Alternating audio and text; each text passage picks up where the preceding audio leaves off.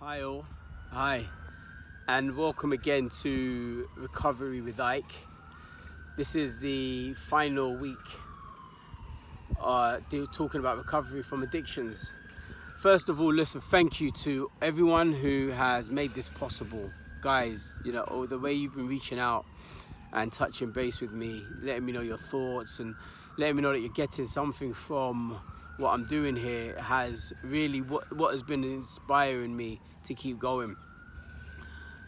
This week I'm going to talk about drug addiction, and I want to look at it not just from a perspective of recovery, but I'm going to try and show you how our way of dealing with drug addiction is wrong.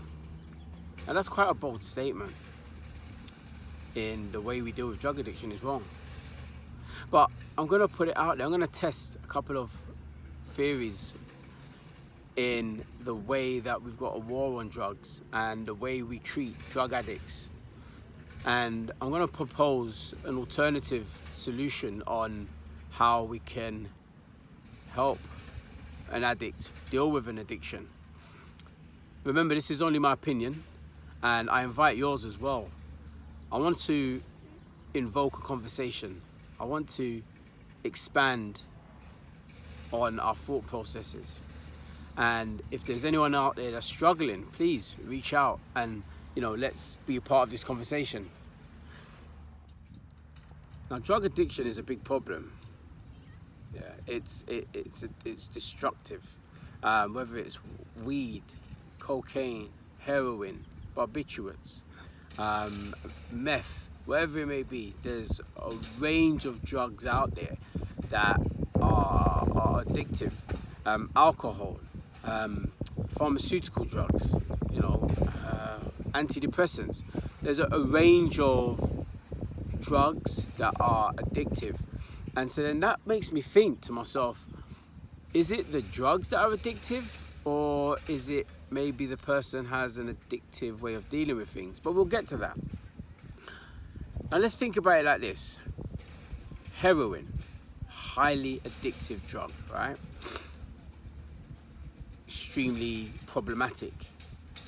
Now I think if you'd gone out and let's say you got run over by a bus or you got hit in a car accident and you've broken your hip, you'll be given morphine, which is effectively pure heroin. Actually, if you were to take heroin and you were taking morphine, it'd probably be better for you because it's the pure stuff. It's not like the stuff you get on the street that's mixed up with all sorts of crap. Where there's only a small percentage of that's heroin. But if you'd been in an accident and you'd been on morphine, when you go home, you're not addicted to morphine. Yeah, if you've got like an elderly family member who's broken a hip before, you'd find that they would have been on morphine, and they don't get hooked on morphine. So what I'm proposing is that it's not necessarily the drug itself that's addictive.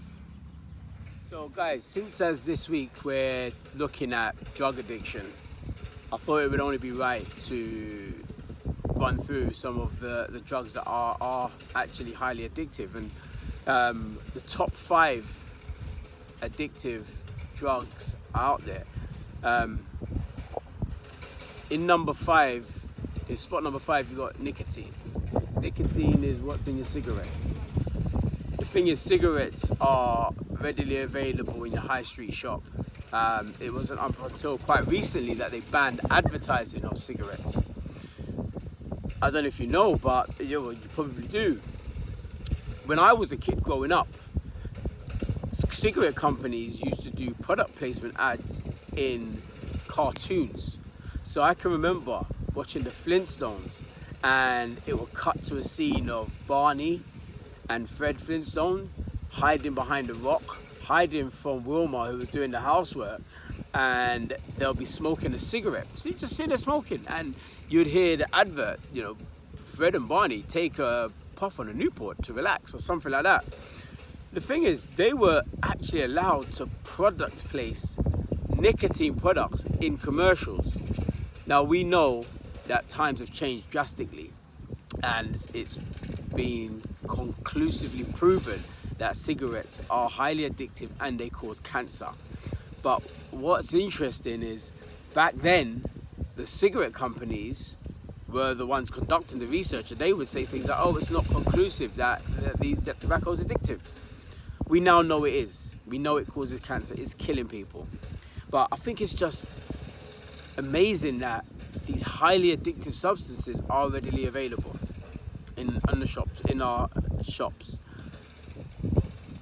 I know there's a lot of taxes that are being paid on them, and some of that tax money is going to the healthcare system to deal with the damage caused by cigarettes, but it is something that's causing damage. Number 4 on the list of the top 5 most addictive drugs are barbiturates, downers. These are again prescribed to assist with sleep, deal with anxiety, depression. These are highly addictive, and the idea is that if you need them prescribed, it does help by slowing down your breathing or whatever else. But if in a larger dose, these can lead to absolute overdose quite easily. And what you'll tend to find is that people who are taking barbiturates often have other issues. So they'll be drinking a lot and maybe taking them with alcohol, which ultimately will lead to a very quick demise. 3 on that list is cocaine. Cocaine is an extremely highly addictive substance. It's estimated that around 20 million people around the world are addicted to cocaine at any one time. How it works is it stops your brain from turning off the neurons that are released when you're having pleasure, so the dopamine, and it gives you an artificial happiness. The thing is, if cocaine is actually illegal, so it's harder to get your hands on it, like other than cigarettes and alcohol. But you've got to understand that a cocaine addict is somebody who's seeking pleasure, and they're gaining that pleasure and seeking it, in the short term from that substance. I know a few people who've been addicted to cocaine personally, and I've seen the demise, how one can go from hero to zero very, very quickly. Next up is alcohol. You've already hopefully seen my videos around alcohol, but alcohol is number 2 on the list. It's a liquid substance. Yeah, it's mind altering. It's highly addictive. It's readily available. It's actually socially acceptable, which is probably why it's got such a high addiction rate, because it's socially acceptable to drink. Actually, you might actually be frowned upon if you're out and maybe not drinking alcohol when others are drinking alcohol. It's that thing you do. You go to the pub, you have some drinks. You're going on a date, you have a drink, take the edge off it. We've spoken about alcohol in depth, so I don't feel the need to go into it in great detail right now, but it's a highly addictive substance, and it is a drug of sort. Number 1 on that list is heroin. Heroin is an opiate. The thing with heroin is it is extremely addictive.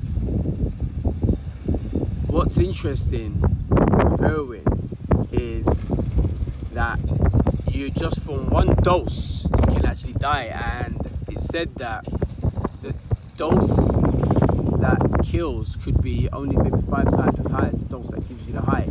So in comparison to getting high, to dying from using heroin, there's not that big a jump, so to speak. This week, people, I want to look at recovery from addiction, and I'm going to propose that we deal with addiction in a different way.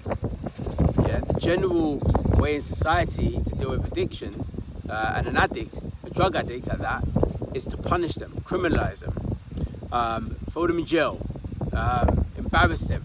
remove them from society. But I want to propose something different.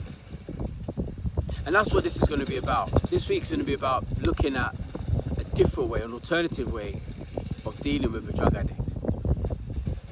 Now, if you are being affected by anything I'm talking about, I want to hear from you. If you don't feel confident, reaching out through the team, maybe message me privately. I will reply.